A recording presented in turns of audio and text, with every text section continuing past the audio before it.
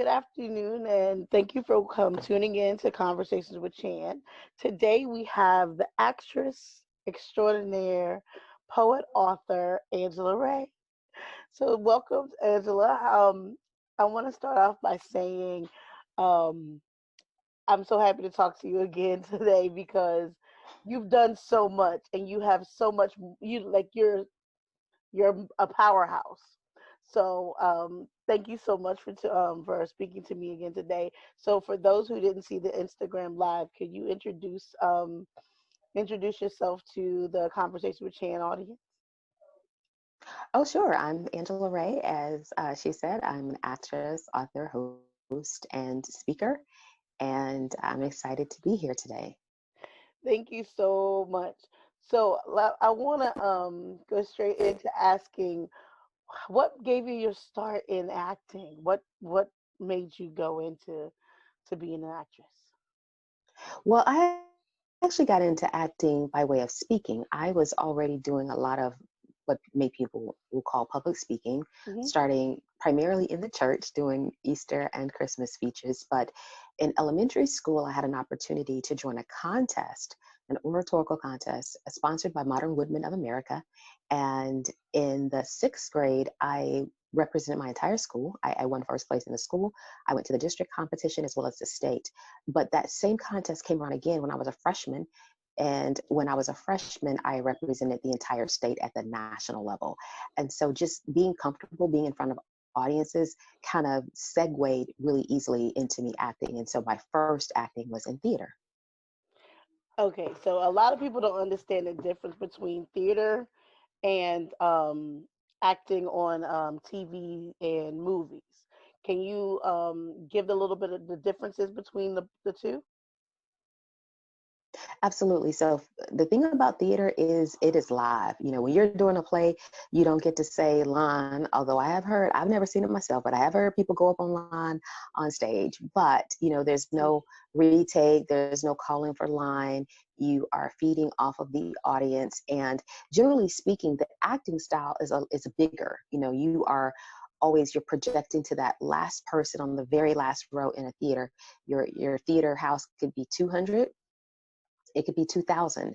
And so that is definitely a different feel from film and television, where the camera is right up on you and just the slightest twitch in your eye can be picked up, Oh, whereas that doesn't make that big of a difference when you're on stage in a play. So those are some of the primary differences. And also with film and television, there is a certain level of stamina you must have, because for one scene, you may do 20, 30 takes, and it's not because you're messing up, but it's because they need to get, the wide shot where you can see the entire scene. They want to get the close up. They want to get the over the shoulder shot. And then if you're in a scene with multiple people, that everyone, you have to get the close up of everyone, or the back and forth conversation, and then the establishing shot. So those are some of the basic fundamental differences between acting for stage as well as film and television. see, there's a difference. See, there's so many different people like, oh, it's a one take. No, no, no, it's not. No, it's No. not. It's not a one take. Um, can you talk to me about the audition process? Are there differences in how people are chosen to be on a theater in a theater production or on a television production or a movie? So generally with an audition for theater, you come in with a monologue, just a monologue from a play that you may have done, or a monologue that you've studied and prepped with an acting coach. Film and television, I would say 99% of the time, there is no monologue involved. Honestly, the couple of times I can count on my hand when someone has asked for a monologue for film and television, and it always Mhm. throws me off because I'm like, we don't do that in film and television. So every now and then I feel like there's perhaps maybe a newer director, or a director who wants to give actors a different type of audition experience. And so then there's a monologue. But with film and television, the audition process, particularly now in the Southeast market, primarily your first auditions are going to be what we call self-tapes, meaning you do those auditions at home at a taping service, and you email those auditions into the casting director, who will then decide whether or not your audition gets passed on to the producers, to the television network, and you could get cast from there. Or you can do that first audition in a self-tape, and then the second round may be in person with the director or producer in the room. Now, right now with COVID-19 and the social distancing practices in place, even callbacks I'm hearing are being done virtually. So either I'm hearing Zoom is the method, but I know years ago, about 8 years ago, I did a callback for a commercial, and the producers were in LA, but they were doing callbacks from all over the country. So they would go to this, this person on Skype, that person on Skype. So it's even though it's the norm or what we are requiring now, it's not unheard of, because I did a virtual callback years ago. Wow. So there is work before you even audition. Like you doing the self record, or you doing the self, like a lot of you like, oh, it is a process. It is a true process. And you have to know how Absolutely. to find your light. You have to know how to set up your stuff. It can't be Hmm. just on an Android.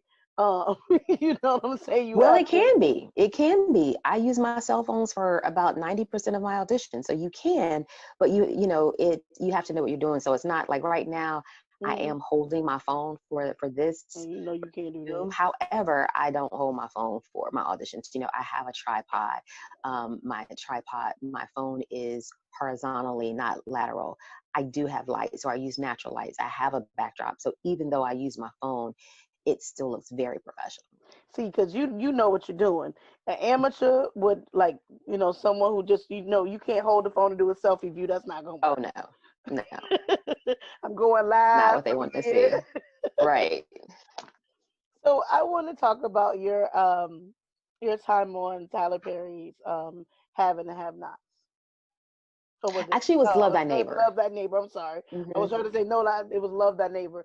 So Hmm. my take on I just it's how was that experience working on Oh, I that? had a blast. I had an absolute blast. That was my first time doing a sitcom.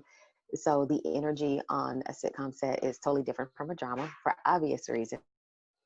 So I had a blast because Mr. Perry trusted me. Like once I got in, a couple of takes, and he saw kind of where I was with the character, he trusted me and started giving me extra lines, and I had a great time. It's a fun set to be on. The other actors are funny. They are collaborators, meaning they come to set, they come ready to work with you, which is, I won't say that I've experienced sets where they don't, but that is what stood out to me on that set, that my fellow actors came to work with me. And I actually have still been working with some of those actors on other projects, even during after that time. It's 7 years later. Because okay, so I like the premise that it was set in a diner, right? And Hmm. then so I ran across the young lady who played the primary character, um, and then the young lady who played her daughter was in this movie called Fat Girl. It's a lot, yes. Hmm. So it's like Yeah, I'm Fat Girls. connected, and Kendra then C. Johnson. yes, Yeah. she's funny without trying to be funny, Hmm. and so it was like, and then you have I know his name is Parker. No, it's not Parker. Palmer. Palmer Williams Jr. Uh-huh. Yes, he is the quintessential uncle. He will always be the drunk uncle at the cookout. But yes, so I love that. I love the fact that because you address Mr. Perry as Mr. Perry. He is like the way that his mind works, and I think he finds the best people for the roles, and I think it actually works very well. So, and I like the fact that you all kept in contact. You all, as a cast, you keep in contact with some of them, some of the actors. So it actually Yes. becomes a family in a sense, Hmm. because once you do a show, you become a family. I worked on this play, this musical called Breathe, and Okay. we all became family. Like it became like they're my family. Um, Yeah. so from there, I mean, you said you started out with doing public speaking, then you went into acting. Let's talk about your poetry and the poetic side that you have. So, okay. I in the seventh grade in Patterson's language arts. and it was really off of a dare. Shout out to Amy Pendergrass, who dared me to write a poem. And I wrote a poem called I've Got a Crush on You, and it was bad. You know, it is what it is. I was in seventh grade. However, I really enjoyed the process. And so from there, I started, you know, what happened, or I felt strongly about something. I had a little notebook that I kept up at.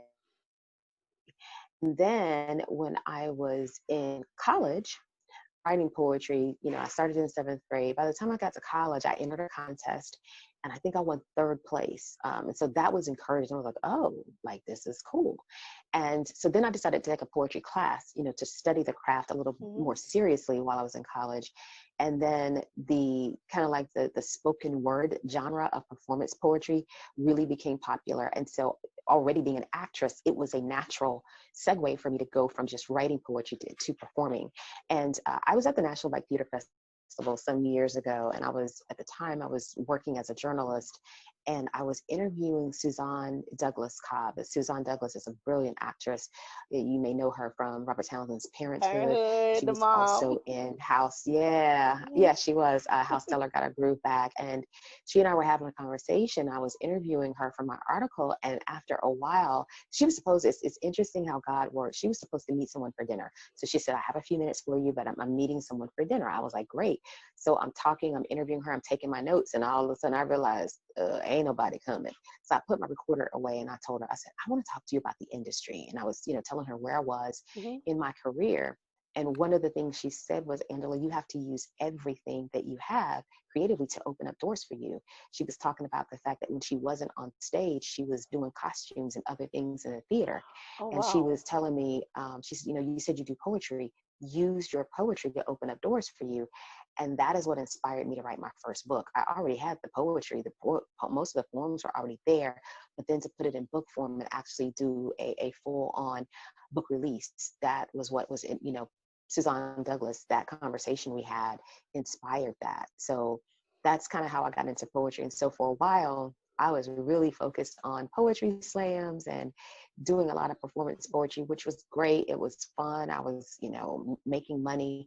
However, I realized my focus should have, you know, it still needed to be on my acting career. Like, you know, poetry was great, do it on the side, but at heart, I was an actress. So I still do poetry. I found ways to keep it in my life. So oftentimes when I'm doing a speaking engagement, I will incorporate my poetry in that. So that way I've not focused so much on going out and, you know, doing a poetry set. I have not done a poetry slam in years, but I do still get to do it from time to time, whether it's speaking or most people these days, because I don't do as much single poetry, or I'm not out billed as a poet. Most people don't even know unless you know me from back in the day. But I think the most recent, about a year ago, I got a chance to perform on program with a group of poets right outside of Atlanta in Woodstock, and that was a great time because I had not done that type of performance in a while. And see, a lot of people forget that poetry is a performance because you have to invoke emotion, you have to invoke feeling, you have to invoke thought. And I love the fact that you're like, it segues and it actually plays, everything plays a part in who you Mm-hmm. are and what you do. So let's talk about the author.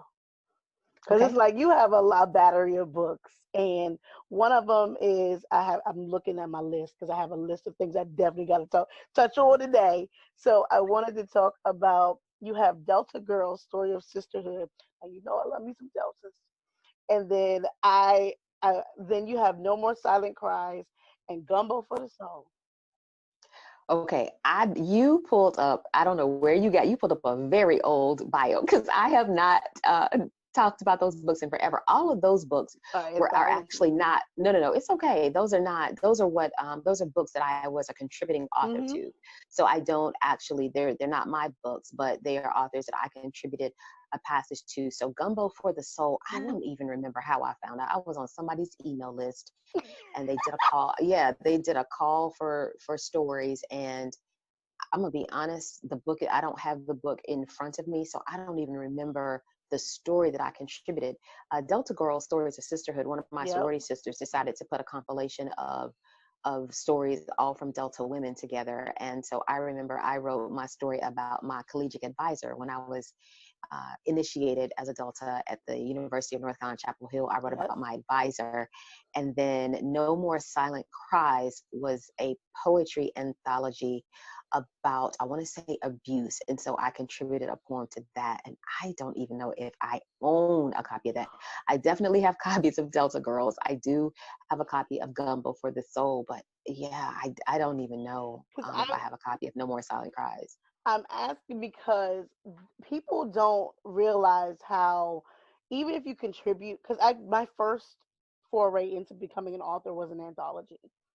And Hmm. so these things actually, once you're a part of something, it will be a part of, your battery of work.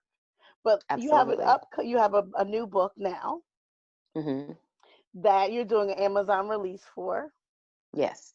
So let's talk about your new book that's coming. It is, and I've done, I guess you could say it's technically already been out. I've Hmm. gone through some transformation with the book. The book is called Megastar Student Leadership Hmm. Lessons I Learned as an Actress That Can Help You Lead, Achieve, and Succeed. And it is a book that I wrote on my acting career. I took lessons that I learned in the field of entertainment, and then I adapt that lesson for student leaders.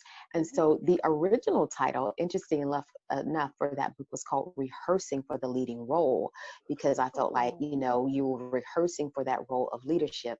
What I learned a year in was that no one understood that the book was not, even with a subtitle, people really thought the book was about the industry. So I was like, that's not what it's about, because in addition to the lessons that I adapt for student leaders, the second part of that book is me interviewing successful college graduates from a variety of fields, because I Mhm. felt like, students may not necessarily connect, even though I'm adapting these lessons, they may not connect with my background as an actor. So let me talk to some leaders who started Mhm. off as college students and, have these different journeys. So I've interviewed a pastor, first lady, and pastor who both were college graduates, who take this, they talk about the skills that they learned as athletes in college and building a team, and how they use those skills in ministry, something I never really would have put into, thought about for myself. I interviewed a young lady who said, she wasn't ready to go away to a four-year college. So Right. her first year or two, she went to a community college, eventually transferred to a four-year, and ultimately attained her master's degree.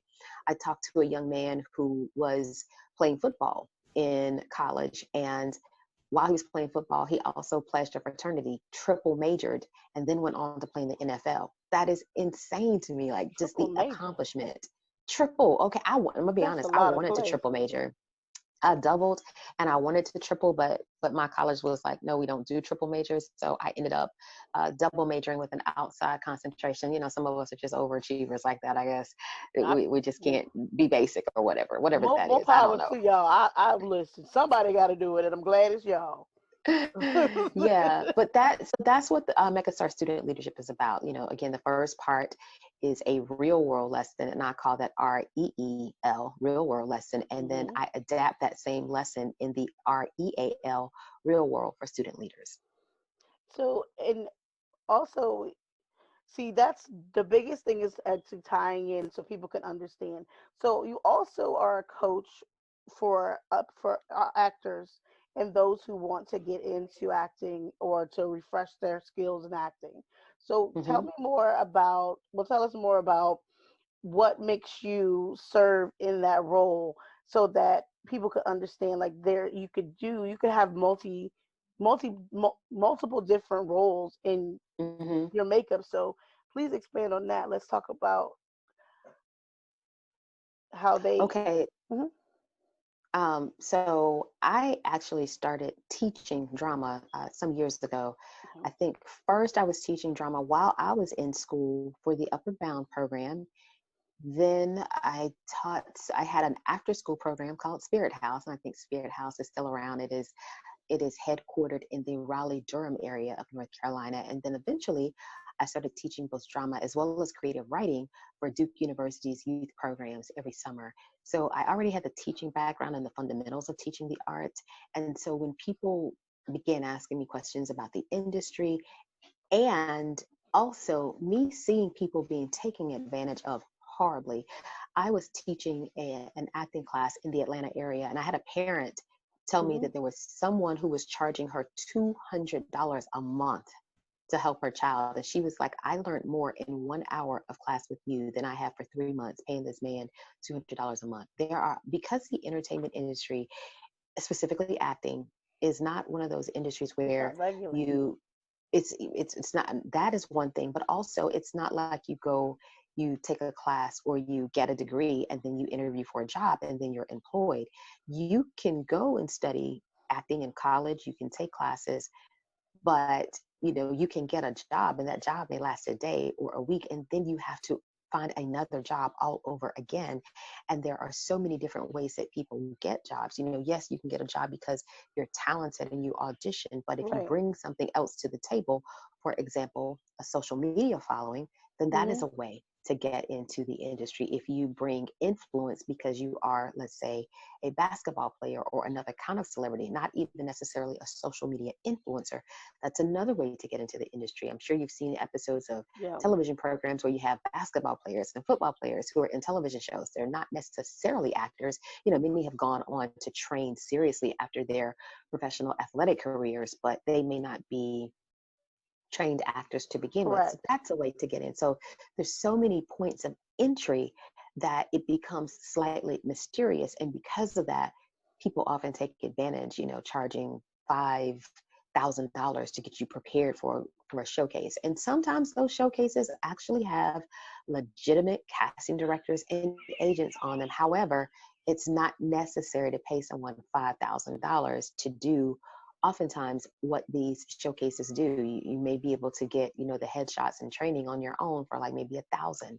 It's just all put together in a nice package. And so that's one of the main reasons I Hmm. really started teaching and coaching people, so that they weren't taking advantage of, because there's a lot of it in this I industry, a see. whole I've seen it. I've seen it firsthand on how people prey on people's ignorance of the lot. industry, and the differences in the headshots to LA, the New York. Like everyone's like, oh my gosh, there's so many things I have to pay for. And I'm like, wait a minute, did y'all ask questions first? Like, have you talked to Right, someone who has a proven track record and knows exactly what they're talking about?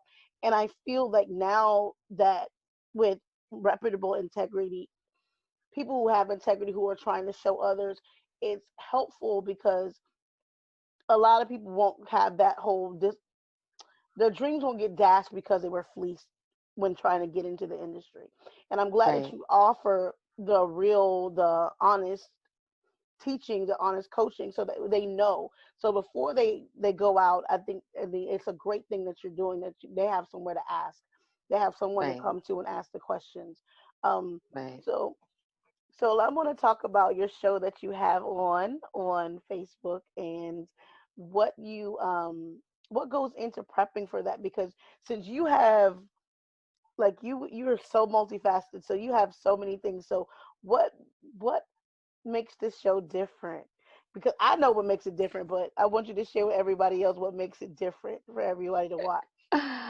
Well, okay, so my show is the Angela Ray Show. Might as well go ahead and brand that name. It is on Yes. YouTube and Facebook currently, weeknights at 8 p.m. Eastern, 5 p.m. Pacific. And so I take a very holistic approach to my talk show.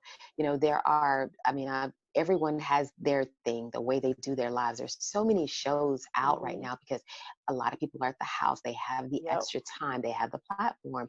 So a lot of people are doing their things. And when I say holistic approach, I've been able to interview some, it's only been a month with this incarnation of the show. I was actually doing the show about 3 or 4 years ago in person. And then the location that I was using, I no longer had access to. So I've done this before, but had been wanting to get back to it, had found a location. And then of course, COVID happened. But Hmm. one of the things that I have done is actually have my show has, three different parts. The beginning of the show, I have my ray of motivation moment where I can share an inspirational thought with people and kind of just set the tone for how I want the show to go, and just to get people kind of thinking. That may be the only spiritual uplifting food they get that day. So I Yep. start with my ray of motivation moment. Then I go into my interview. with my guest for the evening, and then I close it out with my final thoughts. It's kind of like, Jerry Springer. Oh my gosh, I can't believe I'm quoting him, but he actually Ugh. had. I think the show is still on. I have It no is. He idea. still does it. I, at the end of his show, he has this moment of kind of bringing it all together, even with the chaos that may Hmm. ensue during the Dang. show. So that's one of the things that I feel like sets my show apart from other shows that people have that may be airing on Instagram, Facebook, YouTube, or even Periscope. And I love the structure. So this is where it sets you apart because some people, oh, I'm just gonna go live and sit and talk. You have a structure. You have purpose. You have, it's a well thought out, well put together show. Because I tell, like, I have clients who always say, I want to go live. Why? This is my question. Why do you want to go live? Oh, because I can. Okay, and what are we going to talk about? Like I said, Right. you're competing with somebody who's cooking oodles and noodles on live right now. So therefore, I think you need to have a consistent schedule. And so this is where I use your show as an example to some of my clients so they understand. Like, listen, this is how you have a consistent show. This is, because it makes sense to bring it to show someone who's done this and who has been doing it. Like, listen, this is substance. This is exactly what you want to be viewed as and what you want to be seen as someone who is giving information with a purpose. You're not just on live cooking oodles and noodles. Like this is, I mean, there may be audience for that, but Yeah. make Hmm. make sure that you're giving people things that they need or things that will feed them instead of the take from them. So that's one Yeah. of the things I respect and I love about what you do is that you're well thought out in your process and you feed into people's minds and their hearts and their souls because you're giving them motivation, you're giving them inspiration, and you've been able to continuously do that, like in so many different ways. And that's something that I appreciate, and that's why I was like in awe of like talking to you because it's like you would want to tell someone, listen, you keep me inspired, and you do. You've inspired me to keep going and doing the things that I'm doing because it's like there's no one way to do everything. You can do multiple things and still be successful. And Yeah. you are a poster child for that. You are when I tell you, you got so many accomplishments, girl. Well, thank you. I just don't think people need to understand like the Angela Ray, like this your show, even when we get out of COVID, this is gonna continue to grow Oh and yeah. continue to be great because you had your Black Music Month series, like people you didn't even realize were, you knew their face or you knew what they'd done, but you didn't know their names. And you're putting a name to them and you're bringing the awareness to it. So it's like, I, I'm so thankful that you are doing these things because someone has to do it. It's of substance and it's inspirational for those who want to do more and they don't have a guide kind of like to say these are options, these are different things you can do. You're setting that precedent and it's something that is needed, and I appreciate you for that. Well, thank you. I appreciate it. So I would like to, I would like for you to leave the audience with some parting thoughts and also where to find you and follow you. Okay. Hmm. So you can find, so my website is angelaray.com. Ray is Ray.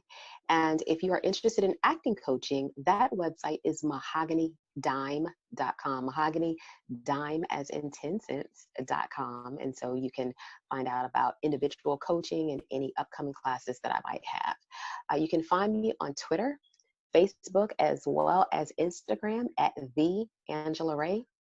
That's Angela Ray, and on YouTube at Angela Ray TV. And I will leave you with this closing thought. It is Ray of Motivation number 35. Champions do not lack fear, they lack stagnation. So I just encourage you to keep on moving. Don't stop. Thank you so much. See, have a moment. Thank you so much for talking to me today. I cannot wait to talk to you again. Hopefully, we'll see each other after the COVID, and we'll be in Right. person, and that way we can get together, have some coffee, and continue our conversation. But thank you so much for joining me on Conversations with Chan today. Thank you for having me. I appreciate it. Okay, you have a great evening. You too. Bye All bye. righty, bye bye.